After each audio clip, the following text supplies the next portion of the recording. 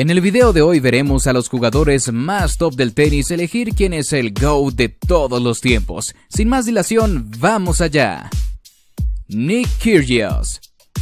You know, I'll always thought about it as a pure tennis player, the GOAT, the greatest of all time, but when it's all said and done, Novak will have the stats.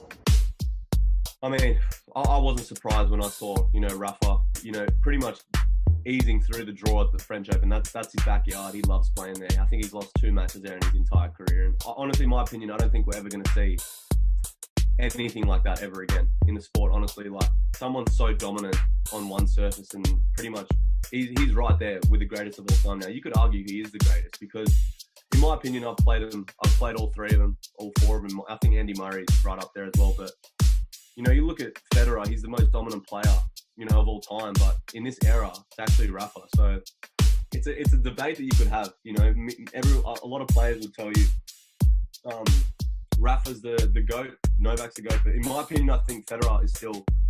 I think he's almost like a Jordan status type thing. Things that he was kind of the main guy that was, so dominant on every kind of surface. And I think the way he plays the game is something special. He's so aggressive. But Rafa is, man, there's something special. I don't, not for once, I'm very different, and we've had our differences as well when we've played each other. We're fiery, we're competitive, we're going to go at each other. But at the same time, I'm not going to take anything away from him. He's an absolute champion. 20 Grand Slams is ridiculous. I don't think we're ever going to see it ever again. Alexander Zverev. What is your perspective on the history that he has an opportunity to make on Sunday for both the year and his career? Yeah, I think it's great for the sport. Nobody thought that anybody will do it again, what Rod Laver did. So to see him have the chance on Sunday, and I do believe that he will do it, is great. He's breaking every single record that there is. If you look at the stats, if you look at the pure game of tennis, he's the greatest of all time, and nobody comes.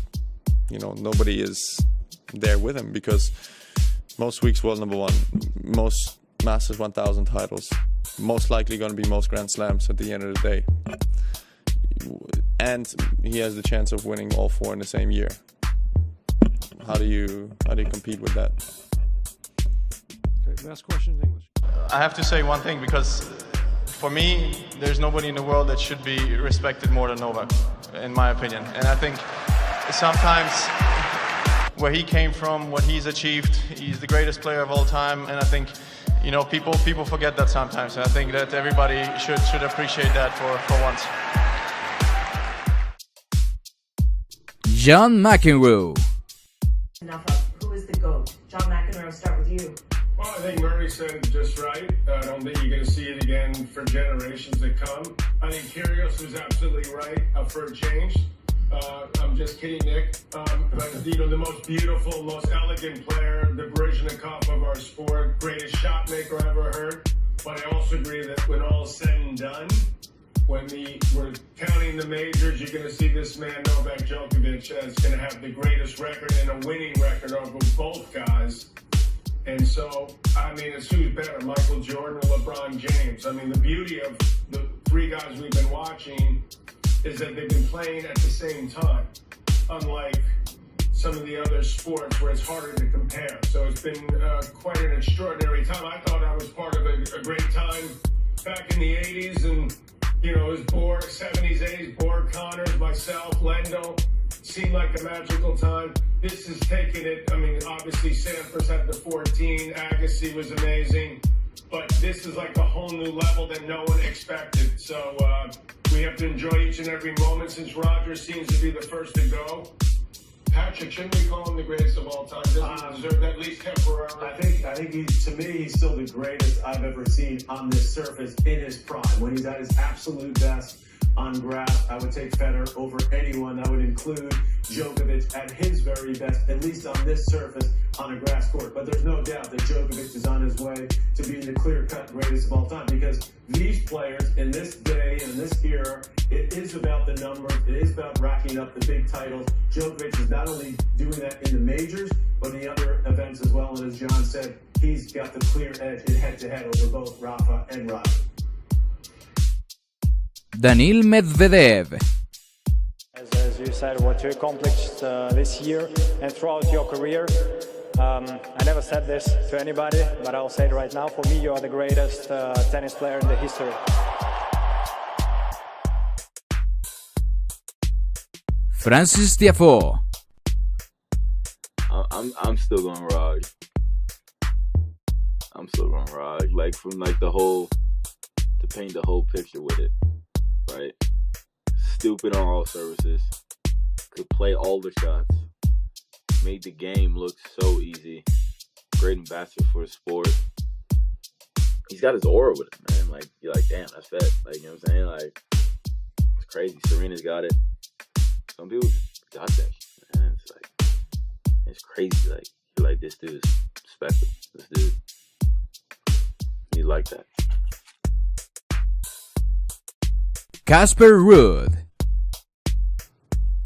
Oh, it's very tough, tough question, but my personal favorite has always been Rafa, because I watched him for so many years, and that's even the first memory I have of watching TV is him winning his first Roland Garros. I still remember, you know, he's playing sleeveless against Puerta, I think, in the final, yep. And running around like a maniac and, you know, getting every ball back. So that's like the first memory I even have myself of watching TV and thinking myself when I was 6-7 years old that I would like to be on the screen myself. So in a way, he's the one who started my motivation for tennis. So it's tough for me not to say him. I think when we look at the slams, it's all even.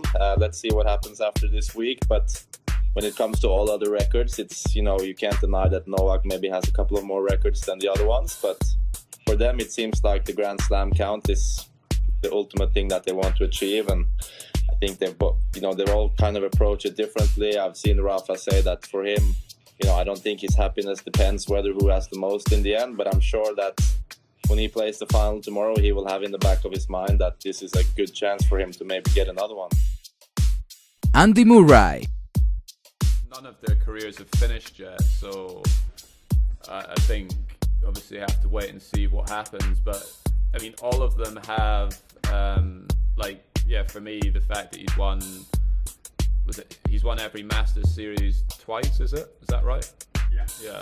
And he obviously, yesterday won every slam twice as well, which, you know, for him is something that obviously stands out as, you know, where you could make that argument, well, you know, that is incredible what he's done. And then like with Rafa, you would then look and go, well, you know, on clay, he's won 13 French Opens. You know, that's the most that anyone's won at a single slam. That's, you know, that's incredible.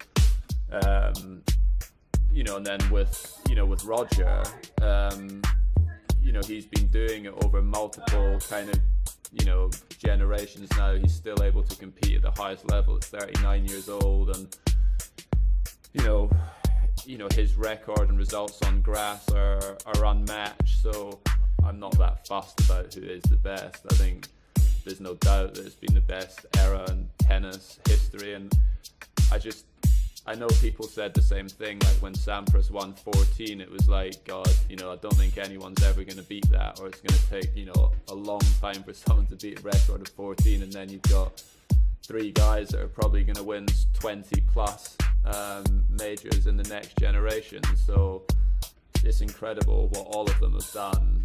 You know. Matteo Berrettini. He used to it, or he played. I saw stats how many semis he played in his life. Like he just like I said at the beginning, probably the greatest ever. So I mean, there is nothing. There is not a lot you can do. I mean, right now there is not a lot I can do, but the goal is like to be ready next tournament. Andy Roddick. At the end of the 2011 season, you were on that list at 94. What do you think about the whole GOAT conversation? Frankly, I mean, when it pertains to, you know, Serena and the women's side, and that's a little clearer.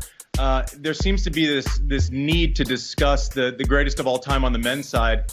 And frankly, at this point, I think it's kind of dumb. it'd be like handing out Oscars before you watch the endings of a movie. You know, it just doesn't really make much sense. And if you say one person, then the other two people feel disrespected. It's just too early. And before it all plays out, at a certain point, someone will say, "Who do you think is going to finish with the all-time lead?" And I'm going, okay, I'm either guessing or I'm obviously a medical professional and I can predict injuries from here on out. So, listen, I just think we're lucky to still have Novak, Roger, and Rafa still in the game. Hopefully Murray gets back into it. But it's premature, and I know everyone likes to go to this conversation nonstop. But, you know, I just think it's too early, and there's too much wasted breath on it at this point. Stan Wawrinka.